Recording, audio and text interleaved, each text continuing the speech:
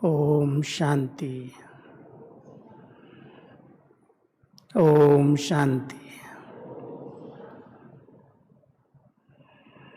आज हम सभी बाप दादा के साथ साथ अपनी अति मीठी प्यारी दादी जी की भी स्मृति में विशेष सारा दिन ही रहे और दादी जी की विशेषताओं का वर्णन तो स्वयं भगवान ही अभी कर रहे थे। कितनी विशेषताएं बाबा सुना रहे थे, सुनाना भी सभी ने योग में। ऐसी दादी जिन्होंने भगवान के दिल को भी जीत लिया। कहते हैं गोपियों ने भगवान को रस्सी से बांधा था। तो इसके कई अनुभव मेरे पास हैं कि दादी जी ने भगवान को रस्सी से बांधा था। जब भी याद किया बाबा को आना ही है, बड़ी हुज्जत, बहुत अधिकार था। दादी का बाबा की मुरली से इतना प्यार और मुरली के साथ साथ मुरलीधर बाबा से इतना प्यार, शायद इसी का ही गायन हमारे भागवत के अंदर एक आता है। दिखाते हैं जब श्री कृष्ण जी अपने कर्तव्य के लिए गोकुल से मथुरा आने लगे तो गोपियों ने बहुत आग्रह किया कि आप न जाओ, लेकिन उनको तो जाना ही था, जिसके लिए आए थे, अवतरित हुए थे। तो कहते हैं राधा ने बहुत जिद किया और उनके रथ के आगे लेट गई कि अगर तुमको जाना है तो भले जाओ, लेकिन ये मुरली मुझे दे के जाओ। तो मेरे को याद आया जब बाबा ने कहा कि बच्ची ने अंतिम परीक्षा को, उस समय जब बाबा व्यक्त हो रहे थे, उस परीक्षा को कैसे पार किया। बहुत बड़ी परीक्षा थी, लेकिन परीक्षा के साथ साथ दादी ने बाबा से मुरली का अधिकार ले लिया। मालूम है ना कैसे लिया? 18 तारीख को सवेरे सवेरे जो बाबा रोज क्लास में मुरली सुनाने जाते थे, दादी जी ने कहा बाबा आज आप मुरली नहीं सुनाने जाएंगे। तबीयत थोड़ी ऐसी थी, ठंडी बहुत थी, आज मैं आपकी जगह मुरली सुनाऊंगी। तो बाबा को उस दिन क्लास में जाने नहीं दिया, सवेरे के क्लास में, और खुद ही क्लास कराया जा करके। और शाम के समय जब बाबा ने मुरली पूरी की तो बाबा के साथ साथ क्लास से उठ करके साथ में आई, हाथ में हाथ देते हुए। और वो कुछ ही सेकेंड का समय जो बाबा इस साकार वतन से अव्यक्त वतन में चले गए, दादी जी को हाथ में हाथ दे करके, शक्ति भर करके, और दादी ने उसका बहुत प्रैक्टिकल स्वरूप पूरी रात लाइटनिंग काल, इधर करना उधर करना, जिसको भी बताएं कि बाबा अव्यक्त हो गए, शरीर छोड़ा, वो कोई माने ही नहीं। क्या हो गया तुमको, क्या कह रही हो, ऐसे कैसे हो जाएगा? तो समझ सकते हो कि वो रात की परीक्षाएं क्या होंगी। पूरी रात जागरण करना, बाबा के अव्यक्त होने के बाद 2 दिन तक लगातार फोन, सबको समाचार देना, और सब डिबेट जरूर करते थे। ऐसा कैसे हो गया, ऐसा हो ही नहीं सकता, बाबा कैसे जाएगा? अरे बच्चे आ जाओ, बाबा नहीं गया है, आ जाओ, आप सब आ जाओ मधुबन में, हम इंतजार करेंगे। तो उस समय से लेकर के दादी जी ने जो मुरली सुनाना शुरू किया, क्लास के बीच में ज्ञान डांस, जो कि मैं समझता हूँ आज तक कोई ने भी दादी जी को कॉपी नहीं कर पाया होगा। मुरली सुनाने में क्या उनका मनन चिंतन, मुरली का अच्छा अध्ययन करती थी पहले, उसका पूरा सार अपनी बुद्धि में लेकर के, ऐसे नहीं बिना पढ़े हुए मुरली सुना दिया, अच्छी तरह से पढ़ करके चिंतन करके। उस समय मुरली में प्रश्न उत्तर नहीं थे, सार और प्रश्न उत्तर तो बाद में लिखवाया दादी ने। पहले आती थी कम से कम 10 मिनट मुरली के ऊपर ही उसका सार सुनाती थी, प्रश्न पूछती थी, क्लास को रिफ्रेश कर देती थी।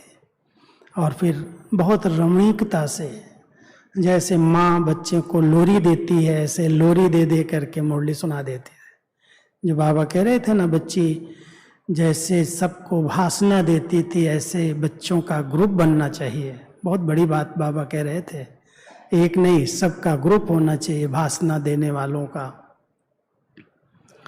तो दादी जी ने जो भाषणा दी, सबको बाबा की गैर हाजिरी की अनुभूति नहीं होने दी। हर प्रकार से भाषणा और पालना दीदी और दादी ने मिलकर के दी, और इतना सबको उमंग उत्साह के साथ आगे लेकर, सबको साथी बना करके, मददगार बना करके यज्ञ को कहाँ से कहाँ पहुँचाया। क्या छोटा सा यज्ञ, एक छोटा सा पांडव भवन, और आज कहाँ पहुँच गए। उस समय अगर हमारे पास 50-60 लोग आ जाते थे और 30-40 हम होते थे, तो छोटे हाल के अंदर बैठने की जगह नहीं रहती थी। तो हम दादी जी को कहते थे, दादी सीजन क्यों इतनी बड़ी किया है, 100 लोग आ गए, कहाँ रहेंगे, कैसे उनको हम सब व्यवस्था देंगे। कहती थी, अरे तुम लोग अपना कमरा खाली कर दो, बाहर सो जाओ, और पार्टी जो आई है उनको सुला दो। साकार में बाबा कहते थे, बच्चे आए हैं उनको बोलो कहीं जगह नहीं मिलती है तो मेरी चारपाई के नीचे आके सो जाओ। तो दादी कहती थी, बाबा ऐसे करता था और तुम लोग अपना कमरा नहीं छोड़ सकते हो। अच्छा नहीं छोड़ सकते हो, कोई बात नहीं, चारपाई निकाल दो, पट बना दो, 5 जगह पर 15 लोग सो जाओ। और दादी केवल कहती नहीं थी, प्रैक्टिकल करके दिखाती थी। एक बार एक अनन्य माता, बहुत अनन्य बाबा के घर में आई, VIP, नाम बताऊं, हमारी दीदी की लौकिक भाभी जी, कमला बहन, और बहुत गुप्त यज्ञ की सहयोगी थी। बहुत दिनों से उसको निमंत्रण दिया जाता था, क्योंकि बेगरी पार्ट में बहुत सहयोग दिया था यज्ञ में गुप्त। तो उसको निमंत्रण दिया कि मधुबन आओ, एक बार तो आओ। तो मधुबन में आई तो दादी ने क्या किया, अपना कमरा खाली कर दिया। कहाँ रहेगी, VIP है, दादी अगर एक कमरे में रहती है तो उसको हम कहाँ रखें। तो दादी जी ने अपना कमरा खाली करके उसको दे दिया। हम लोग कहते हैं, दादी आप अपना कमरा क्यों खाली करती हैं, ऐसी कौन सी आत्मा है जो आपसे बड़ी है। कहती, नहीं तुम लोगों को पता नहीं है, इसने इस यज्ञ को ऐसे समय पर मदद की है जो बहुत ज़रूरत थी, और वो इतनी VIP है। दादी उस नज़र से उसकी पालना की। दीदी तो थी उस समय, दीदी थी साकार में, लेकिन दादी ने अपना कमरा छोड़ा, खुद जनरल में रहने चली गई 5-6 बहनों के बीच में, लेकिन अपने कमरे में उसको रखा आराम से। तो वो त्याग की मूर्ति, तपस्या की मूर्ति, और मुरलीधर से प्यार, उसको स्नेह की रस्सी में ऐसे बांधा कि पहले एक किसी ने मधुबन में गाड़ी भेजी। हमारे मधुबन में उस समय दादियाँ भी टैक्सी से आती जाती थी। एक हमारे ड्राइवर थे, एहसान भाई उनका नाम था, वो बहुत फेवरेट दादी का ड्राइवर था, बाहर अज्ञानी, शायद अभी भी होगा पता नहीं, लेकिन उस समय वो गाड़ी लेके खड़ा होता था, दादी आप मेरी गाड़ी में बैठेंगे। टैक्सी थी और वो भी जीप थी, कभी शांतिवन आना हो, कभी अहमदाबाद जाना हो, कहीं भी जाना हो तो दादी उसी की गाड़ी यूज करते थे। तो किसी बहन ने, माता ने कहा दादी को एक तो गाड़ी कम से कम, उस समय फिएट ही बहुत बड़ी थी, एक गाड़ी दिया। गाड़ी मधुबन में पहली पहली आई तो दादी और दीदी और एक भाई गुलजार दादी, चारों लोग पहले बैठे और कहा कि तुम इसको ले चलो अनादरा पॉइंट, हनीमून पॉइंट जिसको कहते हैं। और उस गाड़ी को लेकर के हनीमून पॉइंट पर खड़ा करवाया और कहती है गुलजार दादी को, दादी कि देखो ये नई नई गाड़ी आई है, लेकिन इस गाड़ी में तो मैं तभी बैठूंगी जब बाबा पहले इसका उद्घाटन करेगा। अधिकार देखो, अगर बाबा उद्घाटन नहीं करेगा तो दादी इस गाड़ी में नहीं बैठेगी आगे से। अब गुलजार दादी वहीं गाड़ी हनीमून पॉइंट पर ही खड़ी थी गाड़ी, और गाड़ी में बैठे बैठे चली गई और बाबा आ गए। और बाबा आए, दादी ने बाबा को नीचे उतारा गाड़ी से, चक्कर लगवाया ऐसे, कुछ ले गई थी सामान कि बाबा को कहा बाबा इसका उद्घाटन करो। नींबू रख के, पैर उसमें रखते ना पहियों के नीचे, नींबू रख के तिलक लगवाया गाड़ी का, बाबा से उद्घाटन करवाया। तो बाबा चक्कर लगा के क्या कहता है, अरे बच्ची ये गाड़ी क्या, गाड़ियों की तो लाइन लगने वाली है। वरदान दे दिया। तो मुझे याद आता है कि वो गाड़ी, एक भाई थे ड्राइवर हमारे, शैलेश भाई उनका नाम था, अभी नहीं है, गुजरात के थे, वो लेके गए थे और वहीं पर ही बाबा आए, गाड़ी का उद्घाटन किया। फिर दादी ने उसमें बैठना शुरू किया। उसके बाद आया कि मधुबन निवासी बढ़ते जा रहे हैं, गाड़ी तो चाहिए एक। तो एक गाड़ी थी पुरानी, वो हैंडल से चलती थी ना, ऐसे स्टार्ट करने के लिए हैंडल लगाते थे, और बहुत पुरानी गाड़ी थी। उसका नाम हम लोगों ने रखा था नानक नाम जहाज, जो चढ़े वो पार। हम लोग चढ़ के जाते थे तो गुरु शिखर की तरफ पिकनिक के लिए, क्योंकि ये जो हमारा पीस पार्क है ना, यहाँ ही हमारी पिकनिक होती थी, खेल कूद के लिए। उड़िया वालों का वो ग्राउंड था, तो दादी के साथ, दीदी के साथ हम वहीं पर खेलने के लिए जाते थे। हफ्ते में एक बार तो जाते ही थे। तो उसी गाड़ी में बैठ के जाते थे और बीच में वो खड़ी हो जाती थी। तो हमारा जो चलाने वाला भाई था, एक तो दादा आनंद किशोर चलाते थे और एक और भाई रखा था उन्होंने, वो बेचारा कहता था सब लोग उतरो और धक्का लगाओ इसको। तो हम कुछ समय तक धक्का लगा के उसको आगे ले जाते थे, और धक्का लगा करके पहुंच तो जाते थे जहां पहुंचना होता था, लेकिन बार बार उसको धक्का लगाना पड़ता था। और कभी देखो तो वो बोरी बिछा करके उसके नीचे लेट करके उसके स्क्रू टाइट कर रहा है, बड़ा मजा करते थे उसके साथ हैं। तो वो गाड़ी जब थी तो दादी कहने लगी आनंद और दादा को, दादा तुम जाओ एक गाड़ी ले आओ। कौन से ले आओ ये नहीं बोला, एक गाड़ी खरीद के ले आओ। तो दादा को जयपुर भेजा, और जयपुर से दादा एक गाड़ी लेके आए, वो बड़ी खटारा बस ले आए, छोटी नहीं लाए, बड़ी बस ले आए, और पुरानी थी जिसका पासिंग नहीं हो रहा था शायद, और 25-30 हजार की, 25 हजार की वो मिल गई उस समय। और वो ले आए इतने खुशी से, मैं बस ले आया। मधुबन वाले सारे नाराज हो गए, क्या ये दादा पुरानी गाड़ी उठा के ले आया है, क्या करेंगे इससे, इतनी बड़ी गाड़ी। तो दादी तो बड़ी युक्ति से चलती थी, किसी को नाराज होने नहीं देती। अरे ठीक है, इतनी बड़ी गाड़ी आई, चलो हम सब पिकनिक करने चलेंगे, सब तैयार हो जाओ, 2 ग्रुप में पिकनिक करने जाएंगे। कहाँ जाएंगे दादी, चलो उदयपुर घुमा के लाते हैं, उदयपुर, बूंदी, कोटा, इधर घुमा के लाते हैं। और इस साइड में हमारे इंदौर के ओम प्रकाश भाई ने कुछ सेंटर खोले थे, बूंदी कोटा की तरफ नए नए खुले थे।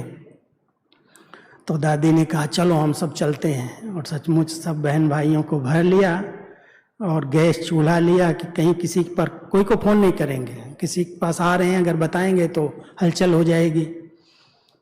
अपना सब सामान भरो, जहाँ पर चाहिए वहाँ खाना बनाएंगे, खाएंगे और पिकनिक करते हुए आएंगे। तो मैं समझता हूँ 2 या 3 दिन का ये सफ़र हम लोगों ने उस गाड़ी में किया दादी के साथ। दीदी नहीं गई लेकिन दादी गई, एक बार दीदी को भी ले गई। तो दादी के साथ जब गए तो क्या रौनक, क्या गीत, क्या कविताएं, जहाँ देखो वहाँ पर खड़ी किया गाड़ी, गैस निकाली, पकौड़े बन रहे हैं, पिकनिक हो रही है, वो मनोरंजन था।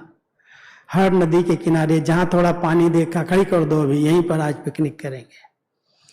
तो ऐसे 2-3 दिन का सफर करके आए, सब खुश हो गए, दादा बड़ी अच्छी गाड़ी लेके आया। और उस गाड़ी के बाद तो वो इतनी वरदानी थी गाड़ी, उसके बाद उसका शायद इंजन अभी भी किसी बस में लगा हुआ है। हाँ कुछ है, इंजन काम बहुत पावरफुल इंजन था। गाड़ी फेल हुई, बॉडी अभी भी पड़ी थी। अच्छा, तो वो पुरानी गाड़ी थी। और उसके बाद तो गाड़ियों का आना शुरू हो गया। और जब पहली गाड़ी आई तो जब बरसात आज पड़ रही थी, 13 साल के बाद मैंने देखा दादी के स्मृति दिवस पर इतनी बरसात पड़ी। और दादी हमेशा बरसात को देख के बड़ी खुश होती थी, कहती थी प्रभु का प्यारा पानी तो चाहिए ना, प्रभु का प्यारा पानी चाहिए। नहीं पड़ती थी, कहती योग करो सब लोग, बरसात तो होनी चाहिए। तो एक दिन मुरली सुनाते समय बरसात जोर से पड़ने लगी, ओम शांति भवन बन गया था। तो कहती है मुरली के बीच में, भोली इतनी अच्छी बरसात पड़ रही, तुम इनको पकौड़ा नहीं खिलाएगी? सबको गरम गरम पकौड़ा बना करके क्लास के तुरंत बाद ले आओ, जाओ भंडारे वाले सब उठ के जाओ, भाई लोग मदद करो भोली दादी को। मुरली के बीच से उठा दिया, गरम गरम पकौड़ा बन गए, कभी हलवा बनवा दिया। बरसात पड़ी माना दादी पिकनिक कराएगी।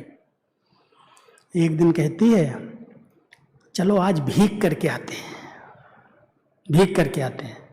छाता नहीं लेने दिया। क्लास के तुरंत बाद मोहिनी बहन दादी तैयार हो गई और हम सबको ग्रुप बनाया, 10-12-15 थे, कुछ बहनें कुछ भाई, नक्की लेक पर चलेंगे, आज भीग के आएंगे। दादी भी उस समय यंग थी। तो हम सब पैदल चले दादी के साथ, और सचमुच जोर से जब झरने की तरफ उधर पहुंचे, जहाँ पर पानी ओवरफ्लो होता है, उधर पहुंचे, जोर से बरसात आई, कोई के पास छाता नहीं था और खूब अच्छी तरह से सब गीले हो गए। अब गीले हो गए तो दादी ने कहा इन भाइयों को तो यहाँ से भगाना चाहिए। बहने भाई सब साथ चल रहे थे। तो दादी ने कहा जो भाई दौड़ सकते हो हाथ उठाओ। तो 3-4 भाइयों ने दौड़ना शुरू। हम दादी दौड़ेंगे। क्या करो दौड़ करके? तुम सब दौड़ करके जाओ और म्यूजियम में जाओ, वहां पर जाओ, गरम गरम पकौड़ा तैयार करो, हम सब आते हैं पैदल करके। और दादी ने बस दौड़ लगवाई सबकी, भाइयों को दौड़ा दिया आगे आगे। और जब दौड़ करके हम सब गए तो वहाँ पर म्यूजियम में पकौड़ा तैयार कराया। जब तक दादियाँ आए वहाँ से पैदल करके भीगते हुए सब आए। फिर वहाँ पर 1 घंटा सब थोड़ा बहुत फ्रेश हुए, अपना कपड़े वपड़े निचोड़े किए, और फिर उसके बाद पकौड़े की पिकनिक किया। और पिकनिक के बाद वापस पांडव भवन में आए। गाड़ियाँ नहीं थी, सब पैदल ही, पद यात्रा बहुत करते थे। तो ऐसे दादी को बड़ा उमंग रहता था। एक बार पिकनिक कराने के लिए हमको गुरु शिखर ले गई। गुरु शिखर था ना, चोटी अनाद्रा, वहाँ अपने ओरिया ग्राउंड में, पीस पार्क में पहले खेल पाल किया, फिर कहती चलो आज गुरु शिखर चलते हैं। दरी उठाई, दरी लिया गाड़ी में और सब गुरु शिखर चले गए। गुरु शिखर की जो चोटी है ना, वहाँ पर बहुत अच्छी पहाड़ी है बैठने की। तो उस पर सबको बैठा दिया, योग कराया थोड़ी देर, और थोड़ी देर के बाद जोर से बरसात आने लगी। भाग तो सकते नहीं, झाड़ भी नहीं उधर कोई भी, और कोई समय मकान भी नहीं आजू बाजू थे। एक मंदिर था जिसमें एक सन्यासी रहता था, और कुछ नहीं था गुरु शिखर में उस समय। तो दादी कहती अरे इतना अच्छा मौसम है, इतना मजेदार मौसम है, सब लोग दरी उठाओ, 4-5 भाई, और दरी उठा के ऐसे छतरी बना दो उसकी। दरी की छतरी बना दिया और दरी की छतरी पकड़ करके सब खड़े हो गए, और उसके नीचे सब ने खूब डांस किया। ऊपर से जो गंदा पानी दरी से गिरा वो सारे कपड़े खराब कर दिए, लेकिन बहुत मौज किया। बहुत देर, जब तक बरसात पड़ी थी तब तक डांस चलता रहा, सब नाचते रहे अंदर अंदर। तो ये दादियाँ इतनी मनोरंजन, इतना उमंग, इतना उत्साह, कैसे वो पालना बचपन की क्या याद कराऊं। एक एक दृश्य सामने आता है, सब कुछ सिखाया, सबकी पालना अच्छी की, और इतना ध्यान रखते थे। जैसे बाबा भी कह रहे थे ना, कोई अलबेला न हो, कोई आलसी न हो जाए, कोई सेवाओं से जी न चुराए। तो दादी सवेरे सवेरे क्या करते थे, एक भाई की ड्यूटी लगा दी। हमारे दादा देव सरन उस समय मिलिट्री से रिटायर होकर के आए थे, ट्रक चलाते थे और थोड़ा यंग, वो भी उस समय ठीक थे। तो दादा को कहा, दादा ये कुमार है ना जो भाई लोग, ये सवेरे योग करके सो जाते हैं जा करके, और ज़्यादा सोएंगे तो ज़्यादा मोटे मोटे हो जाएंगे, काम नहीं करेंगे, इसलिए इनको सोने नहीं देना। योग के बाद इनको उठाओ, तैयार करो, इनको दौड़ाओ, किले पर ले जाओ, भगा करके दौड़ा करके ले जाओ। तो दादा की ड्यूटी लगा दिया। और दादा तो थोड़ा रमणीक थे, मज़ेदार, मजा करने वाले थे, मजाकिया थे। तो दादा आते थे, जो नहीं उठता था उसको पानी डाल देते थे ऐसे छिटे, और सबको उठा करके कहते तैयार हो जाओ। अब दादी ने कहा है मैं तो सबको नक्की लेक पर पीटी कराऊंगा। 8-10 भाई बहनें सब तैयार होकर के, 10-12 ही थे, ज़्यादा नहीं, जो यंग थे हम जैसे 18 साल 17 साल वाले 16 साल वाले तो थे शुरू में। तो सबको दादी कहती थी सब दौड़ करके आओ, फिर दादी तुम लोगों को मक्खन मानी खिलाएगी। तो सबको नक्की लेक पर सवेरे 5-5:30 बजे दौड़ाते थे, अंधेरा भी होता था उस समय, और दौड़ा करके जब आता था पीटी कराता था, जा करके 1 किलोमीटर 1.5 किलोमीटर दौड़ा करके ले गया, वहाँ खड़ा करके लेफ्ट राइट करा करके तैयार करके फिर वापस आते थे। फिर दादी कहती थी अच्छा किया, पसीना निकल के आया ना, अभी इन सबको आज मक्खन मानी खिलाओ। कुछ न कुछ रोज नया नया बनवा देती थी, इनको नाश्ता खिलाओ, ऐसा खिलाओ, ये खिलाओ। पालना देने का ढंग, पालना दिया बहुत प्यार से, एक को भी सुस्त न बने, अलबेले न बने, अमृत वेला कोई योग न मिस करे, मुरली क्लास न मिस करे। शायद सुनाया होगा मैंने ये बात।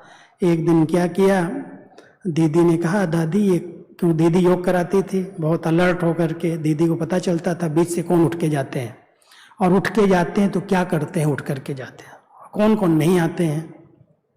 छोटे परिवार में तो सब, इसलिए कहते हैं छोटा परिवार सुखी परिवार। तो छोटे परिवार की बात थी, सबके ऊपर नजर रहती थी।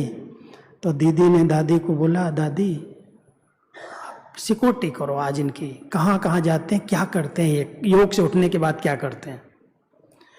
तो दादी ने क्या किया, मोहिनी बहन को साथ लिया और घूंघट निकाला ऐसे माताओं जैसा, और घूंघट निकाल करके हमारी जो लाइट हाउस में हम 25 भाई रहते थे, 5-5 का एक कमरे में, 5 कमरे हैं तो 5-5 एक कमरे में हम रहते थे।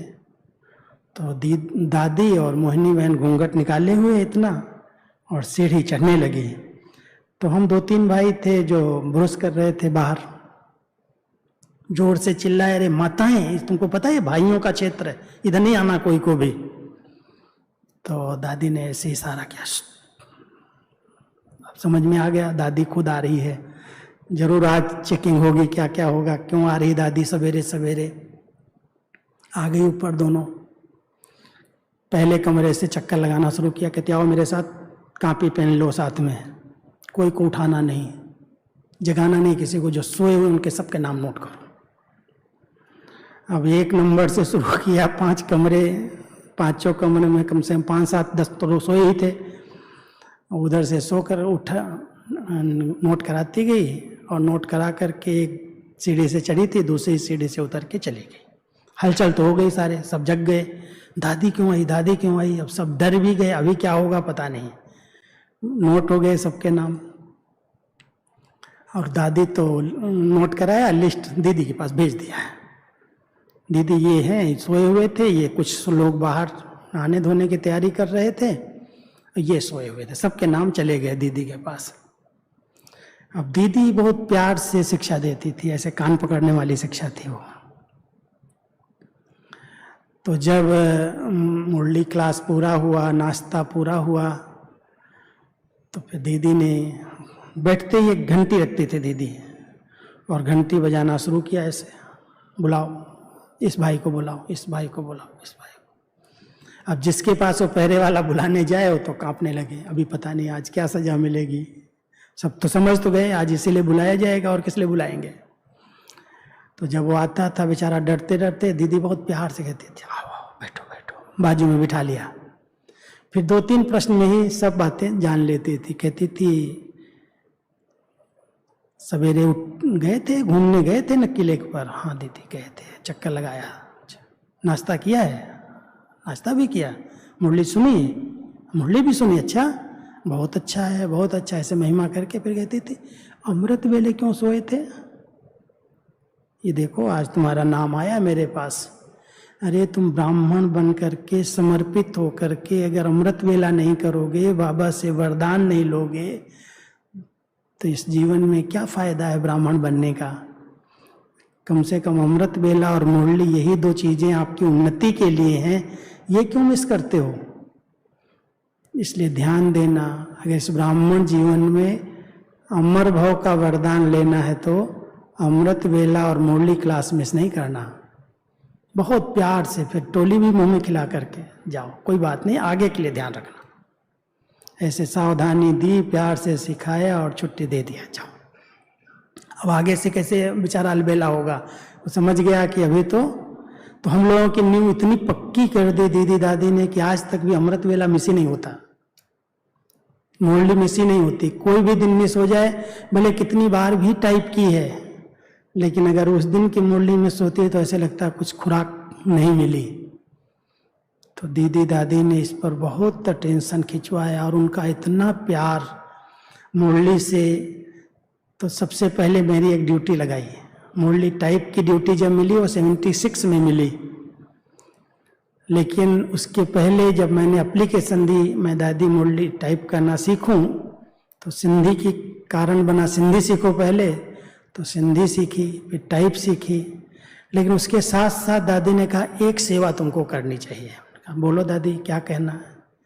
कहती जब बाबा आते हैं ना तो पूरी रात बैठते हैं और रोज कुछ न कुछ सबको वरदान देते रहते हैं, लेकिन कोई नोट ही नहीं करता। सवेरे पहले पहले जब मुरली चलती है वो तो ईशु दादी नोट कर लेती है, उसके बाद बाबा ने क्या बोला है हम लोगों को पता नहीं चलता। तो तुम हो सकता है बैठोगे रात भर बाबा के साथ। उन्होंने कहा हाँ दादी जरूर बैठूंगा।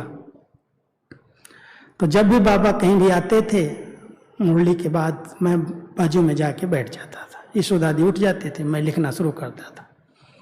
और पूरी रात जब तक बाबा बोलना, किसी को भी वरदान दे, मेरी डायरी में नोट है, सब लिखता रहता था रात भर। अब जब रात भर लिख लेता था, बाबा सवेरे जाते थे, दादी मेरे को बुलाती थी, बाबा ने क्या रात को बोला, अच्छा ऐसा करो तुम सब टाइप करो, और नहीं टाइप करो तो भी तुम मेरे पास रात को क्लास में सुनाना करके। अब आप समझो मेरा कितना बड़ा पेपर था। क्यों पेपर था? मैं बाबा के सामने तो लिख लिया बैठ करके पूरी रात, कई पेज लिखते थे, 1-2 पेज नहीं होते थे, 15, 20, 50 पेज भी हो जाते थे। लिख तो लिया सब रात भर में। अब जब सुनाने के लिए रात को कहा जाता था तो हमारे पास मधुबन में कुर्सियां तो थी नहीं, सोफा नहीं थे, और दीदी दादी आकर के आगे बैठती थी और मेरे कहती तुम गद्दी पर बैठो, क्यों सुनाने की क्लास कराएगा टीचर तो गद्दी पर बैठ के सुनाएगा। अब मैंने जो लिखा है तो मैं तो ऐसे से कांपता था। ये दीदी दादी सामने बैठी स्टूडेंट बन के, आज कोई छोटा क्लास कराता है तो बड़े लोग सब भाग जाते हैं, और उस समय हम छोटों को दादियां इतना प्यार करती थी। अरे डरना थोड़ी होता है, सभा को ऐसे समझो इनको कुछ पता ही नहीं है, कोई बड़ा नहीं है, सब स्टूडेंट हैं, और दीदी दादी सामने बैठी हैं, बड़े भाई बैठे हैं, सब बैठे हैं, और मेरे को कह रहे तुमने जो रात भर लिखा है सुनाओ। अब मैं कम से कम 1 घंटा तो उसको पढ़ करके सब सुनाता था। कभी भूल जाता था, क्या कांपने लगता था, डर जाता था। कहती थी डरो नहीं, निश्चिंत होकर सुनाओ, दादी कोई करेक्शन नहीं करेगी तुमको। सुनाता था रात को। फिर कहते टाइप करो, इसको मुरली का रूप बनाओ, मुरली के नीचे डालो। ये जो पार्टियों की ये बातें क्वेश्चन आंसर मुरली के पीछे आते हैं, वो सब पार्टियों से या कोई के पर्सनल मिलते हैं, उनके महावाक्य हैं। और फिर कोई को भी बाबा पर्सनल बोलता था, क्योंकि जब पार्टियां बाबा से अलग अलग मिलते थे भाई बहने, तो बाबा की आवाज़ इतनी धीमी होती थी, माइक तो होता नहीं था, कोई को भाषा समझ में आती है, कोई को नहीं आती है, तो क्या बोला है वो तो नशे में होता था, बाबा को देखता रहता था और बाबा उसको वरदान पर वरदान देता जाता था। अब बेचारा उठते ही कहता था भाई किसी ने नोट किया हो तो मुझे बताओ।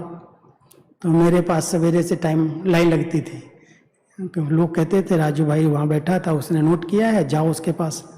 अब मैं एक एक को वही चिट्ठियाँ टाइप करके एक एक को दे देता था, ये तुम लो, ये तुम लो, ये तुम। क्योंकि मेरे को नाम तो नहीं पता होते थे, लेकिन मैं कुछ निशानी डाल देता था, ये फलानी जगह का भाई है, फलानी जगह, ऐसे उनको टाइप करके देता था तो बहुत खुश हो जाते थे। तो इस प्रकार दादियों ने इतना नम्रता के साथ हम लोगों को ये सब कुछ सिखाया है, जो वही सिखाया। और कुछ कोई, हम तो बाहर न स्टडी इतनी किया, न कभी कोई बाहर भाषण किया, लेकिन भाषण करना जब सिखाया तो बड़ी विधि से सिखाया। एक दिन क्या किया, कहती चलो ये नया नया विज्ञान भवन बना है, उस विज्ञान भवन में पिकनिक करेंगे। सबको ले गई और जो बरामदा है वहाँ पर हम सबको बिठा दिया और कहती है तुम आज स्टेज सेक्रेटरी बनोगे, तुमको स्टेज संभालनी है।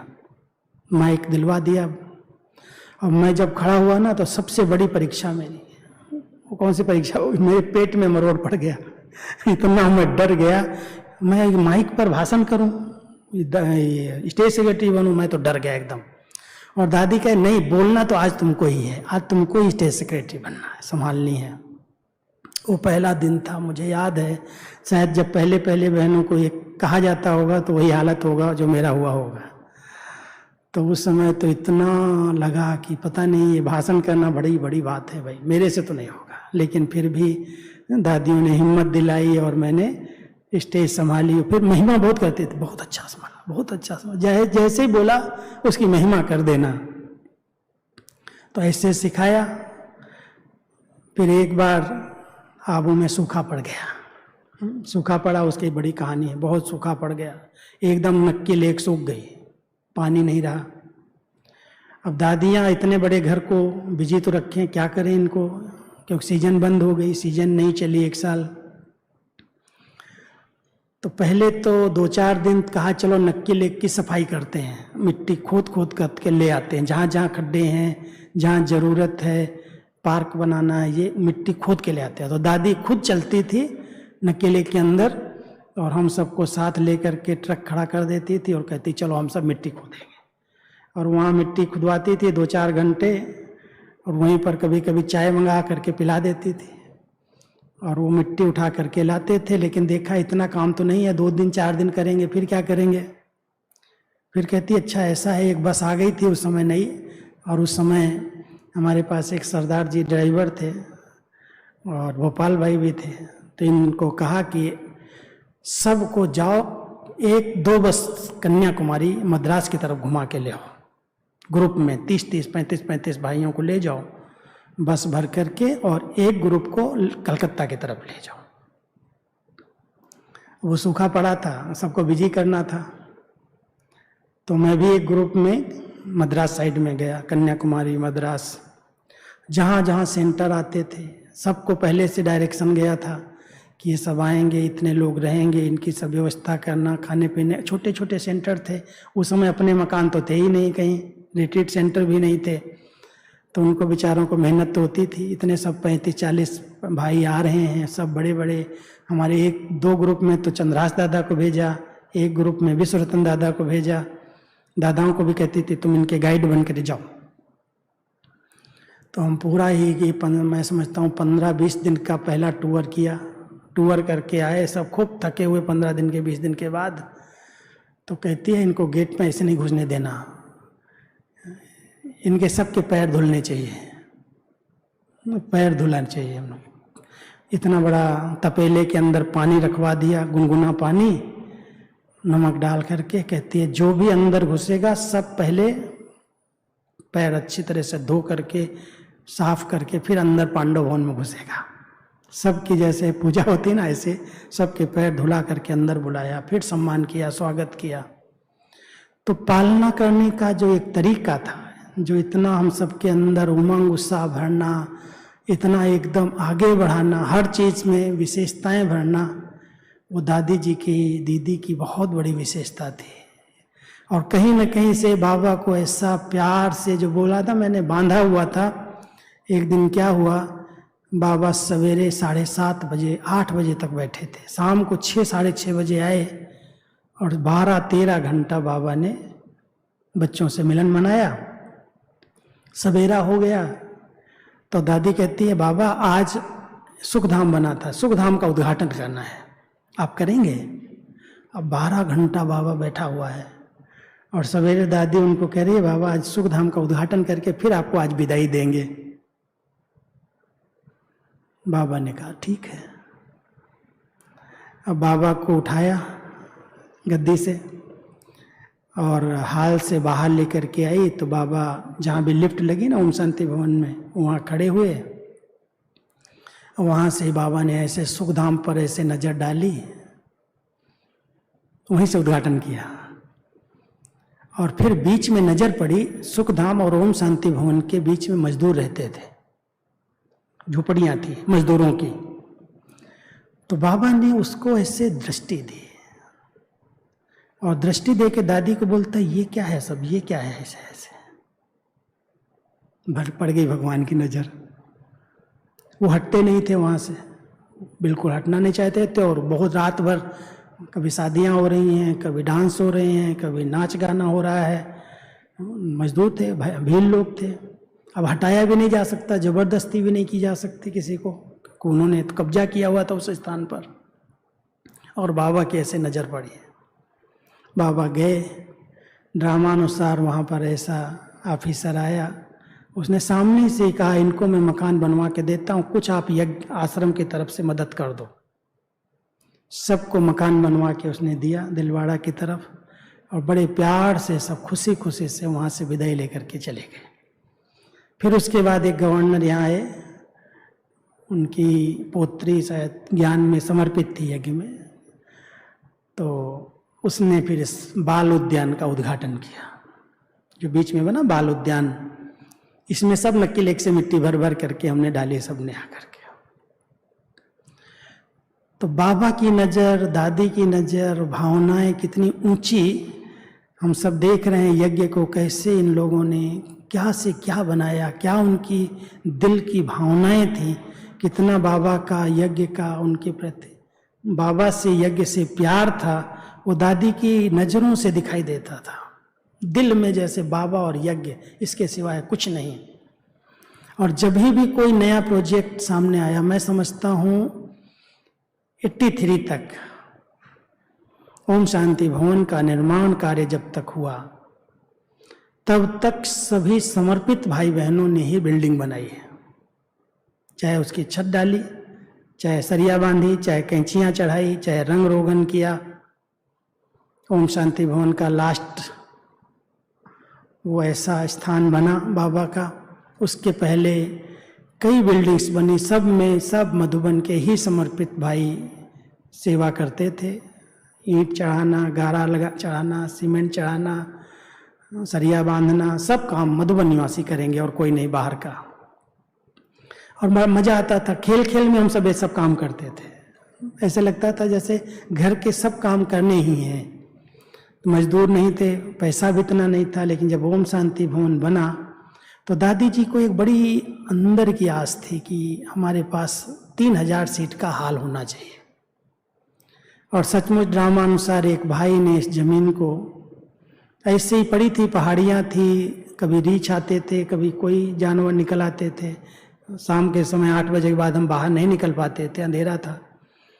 तो वहाँ पर पहाड़ियाँ, छोटी छोटी चट्टानें थी। वो जमीन ऐसे ही बिना पूछे खरीद लिया किसी एक भाई ने। और खरीदने के बाद कहता है दादी ये जमीन हमने ले ली है और ये यज्ञ को मैं देना चाहता हूँ, यज्ञ ही इसको संभाले। दादी कहती है पहाड़ियाँ लेकर के मैं क्या करूँगी? तो दादी जो करना है करो, मैंने तो खरीद लिया है, ये कागज लो, ये संभालो। फिर दादी को आया यहाँ पर 3000 सीट का हॉल बना दें। और हॉल बनाए तो पत्थर तोड़ो। लेकिन उस समय जो गवर्नमेंट थी उसने कह दिया कि पहाड़ी है, इसको तोड़ना नहीं है, जितना लेबल कर सकते हो कर लो, लेकिन तोड़ना नहीं अधिक, क्योंकि पहाड़ी तोड़ने की मना है। सचमुच उसमें इतना कल्याण था जो आज ओम शांति भवन ताज जैसा बना ना, नीचे से एक तरफ 3 फ्लोर बन गए, एक तरफ कुछ नहीं है, एक तरफ 3 फ्लोर बने। वो पहाड़ी जितनी नीचे की थी टूट सकी और इतना सुंदर ओम शांति भवन बना। उसका धूमधाम से उद्घाटन हुआ। वो एक ही अवसर था जो बाबा कहता है सारा आबू तुम्हारा होगा। एक भी बाहर का कोई भी पर्यटक, उसके लिए जगह नहीं थी आबू में।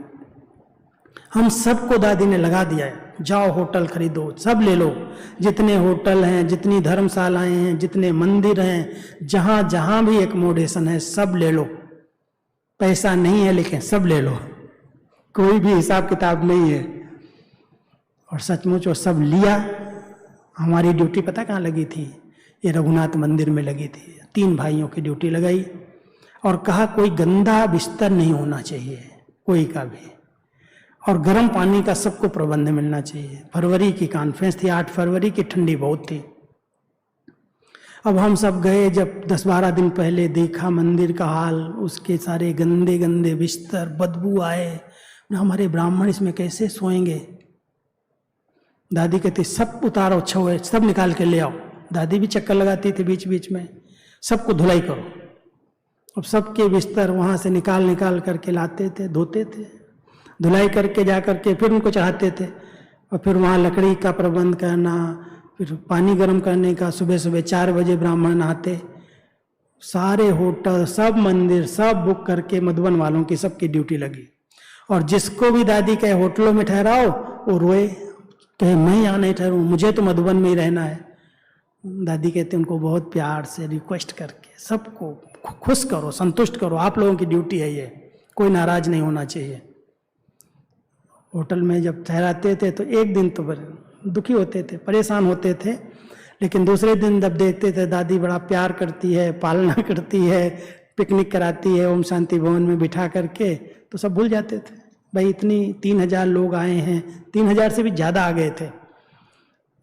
और रहने की व्यवस्था तो पांडव भवन में 400-500 की।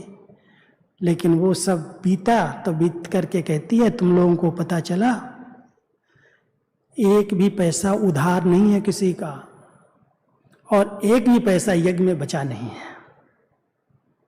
क्या हुआ? कहती है जो बाबा है ना, ये बूढ़ा बाबा, ऐसे कहती है, बूढ़ा बाबा ना बड़ा चतुर है, बड़ी रमणीकता से हम लोगों को बोलती है। ये बाबा जो है ना सब देखता रहता है, कितना खर्चा है ना उतना ही देता है, जरा एक पैसा भी ज्यादा नहीं देता और एक भी पैसा कम होने नहीं देता। जितना मैंने होटलों में खर्चा किया, जितना लोगों के लिए सब खर्चा हुआ, उतना ही आया, न एक पैसा कम है, एक ना एक पैसा ज्यादा है, उतना ही। सब कॉन्फ्रेंस पूरी हो गई, इतनी मीडिया, इतनी प्रबंध, इतनी सब व्यवस्थाएं करके भी कर्जा नहीं चढ़ा। इतना बड़ा भवन, इतना बड़ा ओम शांति भवन बना, न बैंक में कुछ है न कोई से मांगा है, लेकिन उस समय की नियम बनाया था 10 पैसा रोज हर ब्राह्मण को निकालना है। और उस समय 1-1.5 लाख ब्राह्मण थे, ज़्यादा नहीं थे। कुछ दिन पहले नहीं बाबा ने कहा ये 1.5 लाख अगर पास हो जाएंगे तो 1.5 लाख तक तो बनाने पड़ेंगे, तो उस समय 1.5 लाख थे। ये मूल्याँ वही चल रही हैं उस समय की।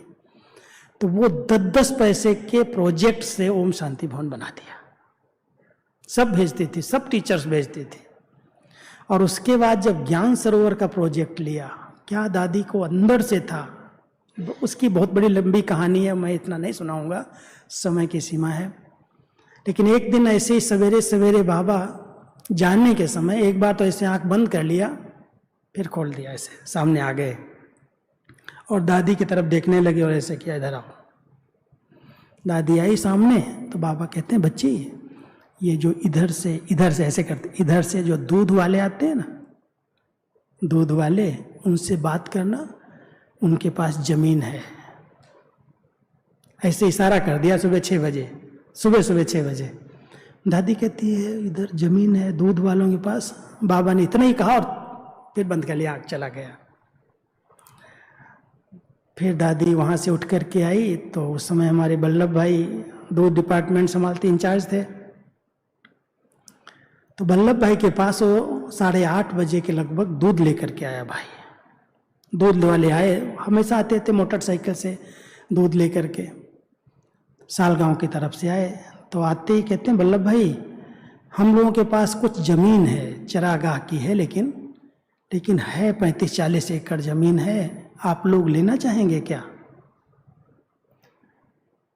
तो कहता है मैं अपनी बड़ी दादी से पूछता हूँ, दादी को अगर प्रेरणा आएगी तो हम देखेंगे। तो वल्लभ भाई ऐसे ही दादी के पास आए, दादी ये दूध वाले कहते हैं हमारे पास सालगांव के पास एक जमीन है, क्या चाहिए, लेना है क्या? दादी कहती है सवेरे बाबा तो यही बोल के गया इधर जमीन है दूध वालों के पास। हाँ हाँ हाँ, उनको हाँ कर दो, हाँ कर दो। तो लेकिन चलो हम सब देख के आते हैं। अब देखने कैसे जाएंगे, वहां तो रोड ही नहीं है। वो तो पगडंडी थी, पगडंडी से लोग आते थे दूध लेकर के। तो दादी ने कहा अच्छा जाओ भाई लोग जाओ देख करके आओ। अब जब देखने गए तो सारी झाड़ियां, पत्थर, पहाड़, कुछ भी नहीं, ग्राउंड कुछ नहीं था। अब देख करके तो आया, उसने सब दिखा दिया, ये जमीन है, 33 एकड़ के लगभग वो सारी जमीन है। दादी को तो बाबा ने इशारा दिया था कि बाबा जो कहे दादी के अंदर बस छप गया, वही करना है और कुछ नहीं करना है, बिना पूछे नहीं करना, और बाबा ने कह दिया है तो कर लेना है, कुछ भी हो जाए। बस बाबा ने इशारा किया, वो सब जमीन हम लोगों के नाम से ही ले लिया, 7-8 भाइयों के नाम से वो जमीन ले लिया। और जब जमीन ले लिया तो गवर्नमेंट कहे ये तो चरागाह की जमीन, ये कैसे पास होगी, तो हो ही नहीं सकता है, नक्शा नहीं पास हो सकता है। लेकिन ड्रामा कुछ ऐसा बना, जो बाबा का एक बच्चा बहुत लाडला था, चन्ना रेड्डी गवर्नर था, वो गवर्नर का रोल हुआ राजस्थान में, 1 साल के लिए हुआ। और वो जब गवर्नर की सीट पर आया तो उसको पता था कि ये ज़मीन ली है। दादी को बोला दादी आप बिल्कुल निश्चिंत हो जाओ, मैं यहाँ से कागज़ निकलवाता हूँ, यहाँ की म्यूनिसिपालिटी से सारे कागज़ निकलवा के नीचे से ऊपर तक सब क्लियर देखे, सब क्लियर किए, और क्लियर करके उसकी रजिस्ट्री हो गई। और रजिस्ट्री होने के बाद कहता है मैं फाउंडेशन डालने खुद आऊँगा। अब गवर्नर फाउंडेशन डालने आएगा, समझ सकते हो आप क्या उसका हाल होगा गवर्नमेंट के अधिकारियों का। रोड बन गई फटाफट, तुरंत इधर उधर से रास्ता बने गाड़ियों के जाने के। अब वो जब आया तो कहता है फाउंडेशन डाल करके कि गवर्नर की तरफ से, हमारी तरफ से इस रोड के लिए 15 लाख रुपया मिलेंगे, दिए जाएंगे, जो रोड नक्शे में नहीं है उनके पास। और उसने अनाउंस कर दिया रोड के। अभी सब नक्शे बने, रोड बनी, उसने फाउंडेशन भी डाला, और फिर 1-1.5 साल के अंदर ज्ञान सरोवर का निर्माण हुआ। कैसे हुआ, कैसे बाबा के बच्चों ने सहयोग किया, बड़ी लंबी कहानी है। एक माता की कहानी सब सुनाता हूँ, बड़ी रमणीक है। वो मजदूरी करने वाली, झाड़ू पोछा करने वाली महाराष्ट्र की माता थी, मधुबन में नहीं आ पाती थी। उसको भी पता चला कि 1 रुपये का प्रोजेक्ट है, 1 रुपये का ज्ञान सरोवर, 1 रुपये का प्रोजेक्ट, सबको 1-1 रुपया निकालना है। अब 1-1 रुपया उसने इकट्ठा करना शुरू किया, और इकट्ठा करके उसने कुछ पैसा इकट्ठा करके एक सोने की अंगूठी बनाई। और जब उसकी दीदी, उसकी टीचर मधुबन आने लगी तो कहती है दीदी मैं तो नहीं जा पाऊंगी, लेकिन बाबा के घर में ज्ञान सरोवर बन रहा है, मेरी 1 ईंट लगा देना। उसने अंगूठी प्यार से दादी के हाथ, उसके टीचर के हाथ में दिया। और वो जब टीचर ले करके आई मधुबन में और दादी के हाथ में दिया, तो दादी को इतना खुशी मैं आपको क्या बताऊं। मुरली सुना रही दादी ने, पहले तो मुरली सुनाने के पहले उस अंगूठी को दिखाया क्लास के बीच में, और कहती है देखो मैं इसको पहनती हूँ। पहले पहन लिया और पहन करके खूब डांस करने लगी। सब कलाएं थी दादी के अंदर। और कहती है ऐसी गरीब माताएं, गरीब बाबा के बच्चे, उन्होंने 1-1 पैसा, 1-1 ईंट ज्ञान सरोवर में लगाई है। कितना सुंदर स्थान बाबा का बनेगा। और ऐसे लगन से, ऐसे दिल से उसकी महिमा की, और सबको डांस कराया, नचा दिया। तो दादी के अंदर जो कला थी, हर एक का उमंग उत्साह बढ़ाना, हर एक के तन मन धन को सफल कराना, सचमुच दादी ने ऐसा करके कराया।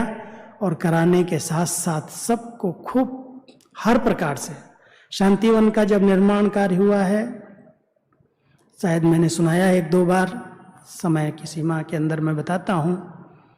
यहाँ पर बिना पूछे ही भोपाल भाई को बड़ी प्रेरणा आ रही थी कि कुछ जमीन और लेनी चाहिए, अभी बहुत बढ़ते जा रहे हैं बाबा के बच्चे, ओम शांति भवन भी छोटा पड़ रहा है। तो उसको हम लोगों के पास बैठता था, हम लोग साथ में रहते थे वही 5 कमरों के अंदर लाइट हाउस में। तो हम शाम को सब बैठते थे, बाहर त्रिमूर्ति की छत पर। कहता है पता नहीं बाबा मुझे सोने नहीं देता, कहता है बच्चे जमीन लो जमीन लो। और दादी को कहता हूं तो दीदी डांटती है, बिल्कुल कहती बिल्कुल नहीं, कोई जमीन बाहर नहीं जाएगी, भंडारे 2 नहीं होंगे, नीचे कैसे बनाएगा। तो क्या करूं मैं, हम लोगों से पूछता था।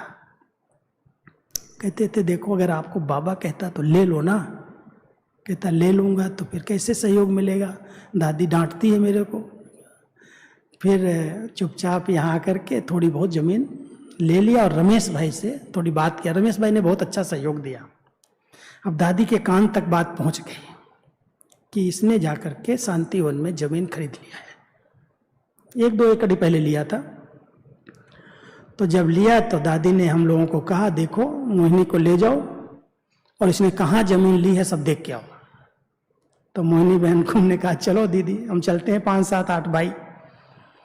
तो मोहिनी बहन को लेकर के यहाँ शांतिवन में आए।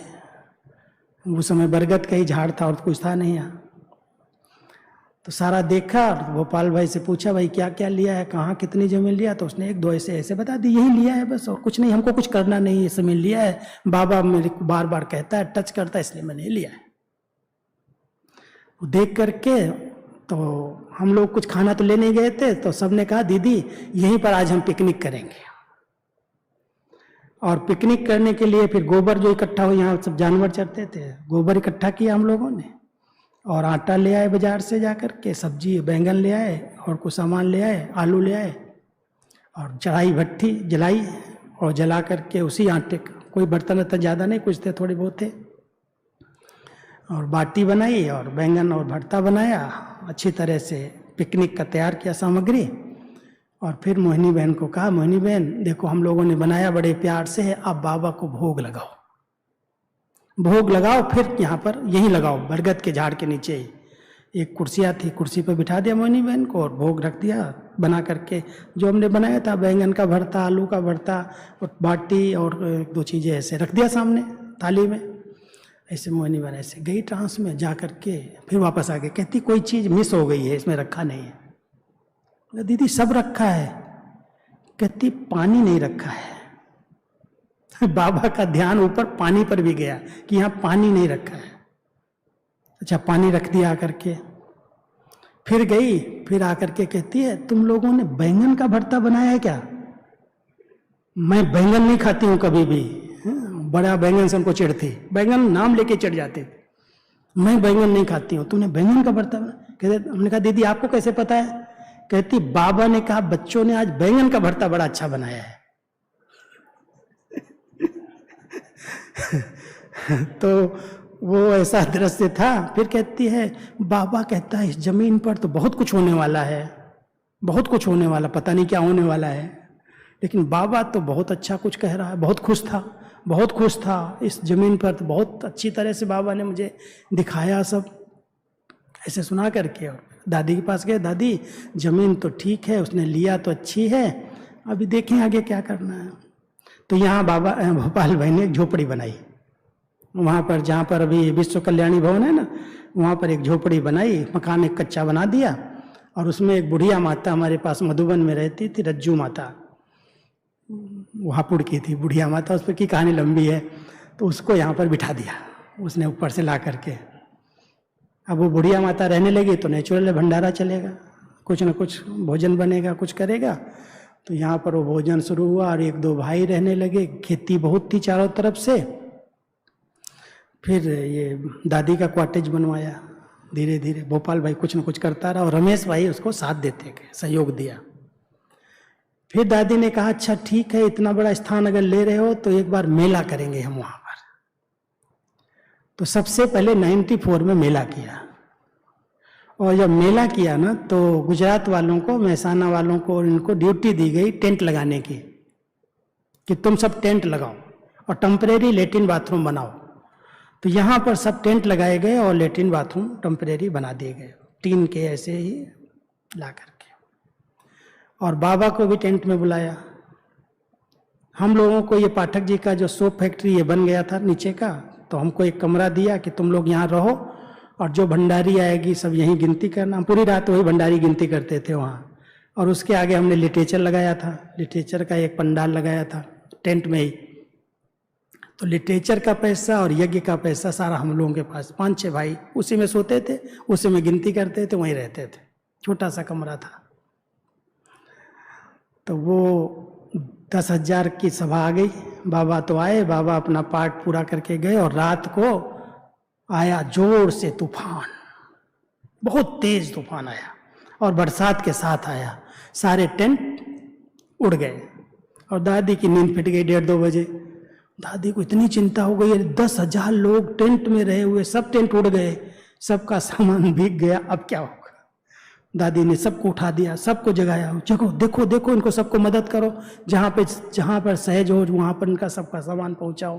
अब रात भर भगदड़ हम लोगों की मचा दिया सब, और मेला पूरा हुआ। फिर बाबा क्या कहता है संदेश में, बच्ची इनके लिए ना बड़े बड़े हाल बना दो, यहाँ पर जमीन तो ले लिया है, हाल बना दो, 100 के हाल बना दो, और बाबा के लिए एक टीन ऐसे लगा देना, छत बना देना, बाबा उसमें आ जाएगा। ये जो डायमंड हाल बना ना, यहाँ पर बाबा की टीन लगा देना, बाबा आ जाएगा। और सब बच्चों के लिए थोड़े हाल बना दो। अब वो हाल जो बने ना 100 के, अभी तो उसको पार्टीशन करके छोटे किए, वो बाबा ने पहले ही बनवा दिए। और सब बड़े बड़े 100 हाल, 110, 120 लोगों के रहने के हाल बने, उनके अलग बाथरूम लेट्रिन बने, और सब 1-1.5 साल में व्यवस्था हो गई।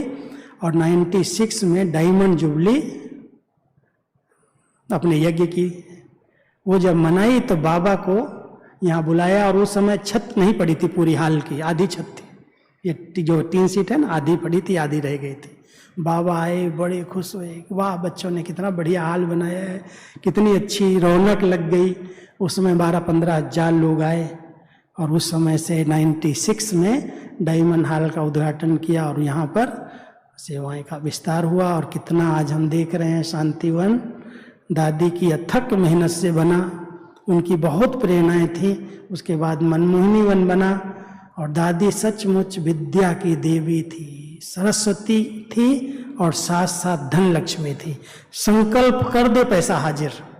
एक दिन मेरे को कहती है, देख राजू इधर आ, आज मेरे हाथ में खुजली हो रही है। तो मैं भी बैठ गया बाजू, मैंने खुजलाने लगा हाथ पकड़ करके। मैं, दादी फिर क्या होता है, खुजली होती है तो?